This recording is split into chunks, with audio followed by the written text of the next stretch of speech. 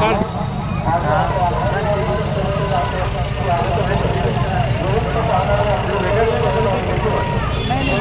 गाडी तर झाल्या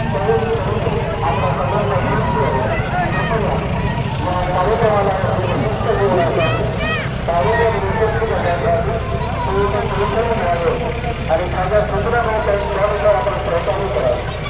आपल्या गावातील नव्हे तर महाराष्ट्रातील विद्यार्थ्यांच्या इतिहासामध्ये पहिल्यांदा या 70 वर्षानंतर हा ब्रह्मविद्येचा सोहळा या ठिकाणी संपन्न होत आहे.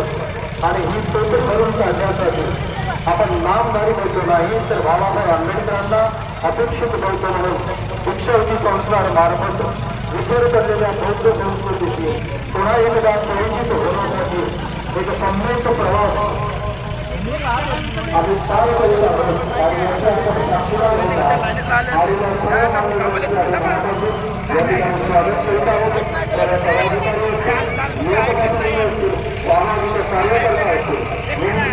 कर्मचारी असतील, अधिकारी असतील, नागरिक असतील, उपस्थित असतील, उपासिका असतील, तर या उजव्या बाजूला सगळे पत्रकार आणि निमंत्रित पाहुणे, या मंचाच्या डाव्या बाजूला सर्व कार्यकारी समित्यांचे आणि मुख्य समितीचे कार्यकारी मंडळ आणि पदाधिकारी आणि सदैव या भव्य पेटामध्ये सर्व उपासिका विद्या घेणारे असो अथवा सामान्य नागरिक असो, सर्व धर्मासाठी सर्व समाजासाठी कुठलं बंधन नाही.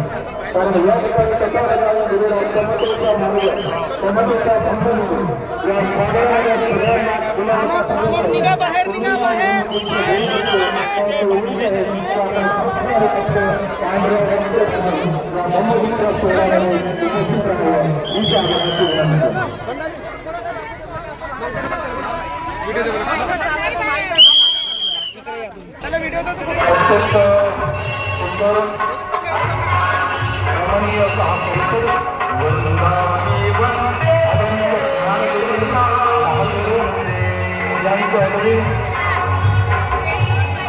इमानदार असलेल्या रथामध्ये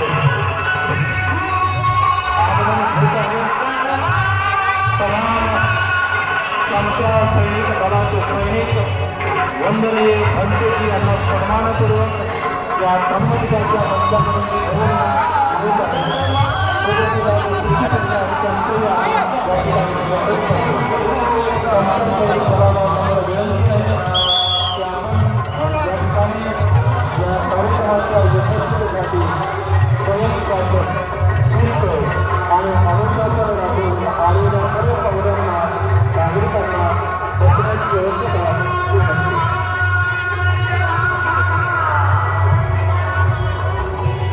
मुलागमान होत आहे.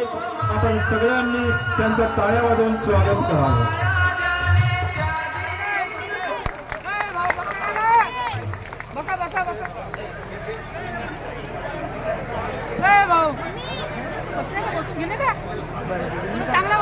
समोर कुणी येऊ नये. स्टेजवर एकही माणूस सिव्हिल ड्रेसवाला कुणीही जाणार नाही. Even though not photographer you are not allowed on the stage. Photographer सुद्धा स्टेजवर जाणार नाही. हा मंच, हा धम्मपीठ, हा धम्मदीक्षेचा पीठ केवळ आणि केवळ धर्मगुरू भंतेजींसाठी आहे. आपण सगळ्यांच्या तालुका बौद्ध समाज संघाचे अध्यक्ष बुद्ध विहारातून एकत्रित आलेला सर्व समाज, आपण सर्वांना क्रांतिकारी जय भीम नमो बुद्धाय.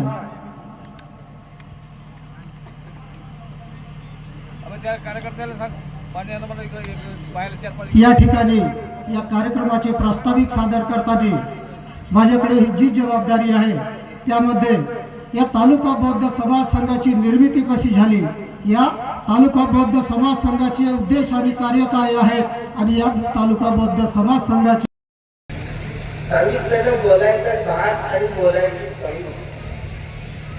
भगवंत काय म्हणतात, सबै संखारा अनित्याला जरा पर्याय अथ नितीनती दुःखे देश नको.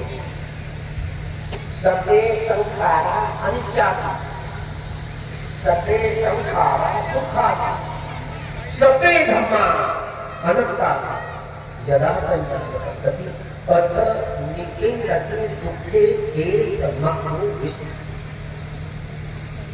त्यामुळं धम्मदीक्षा प्रदान करताना पहिल्यांदा 3 सरळ आणि 5 शील ग्रहण करूनच ऐकावं अशी शुद्ध परंपरा.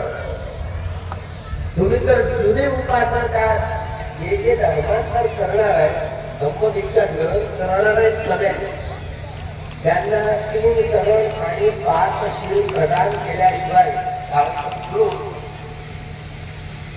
3 सरळाचं महत्व तुम्ही या दीक्षा सोहळ्यात समजावून सांगा. त्याचबरोबर 22 प्रतिज्ञेचंही महत्व या धम्मदीक्षा सोहळ्यात समज सांगा. पण अगोदर जे जुने उपासिका आहेत, ती एवढी मोठी मानव पौर्णिमा असून त्यांनी 3 सरळ आणि 8 शील ग्रहण करण्याची चेतना निर्माण करायला हवी.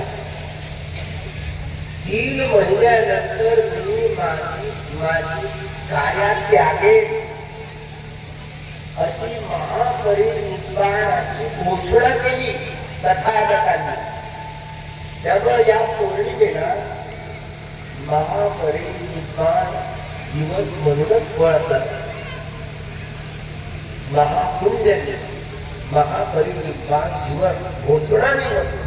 3 महिन्यानंतर वैशाख पौर्णिमेला मी माझं महापरिनिर्वाण करेन.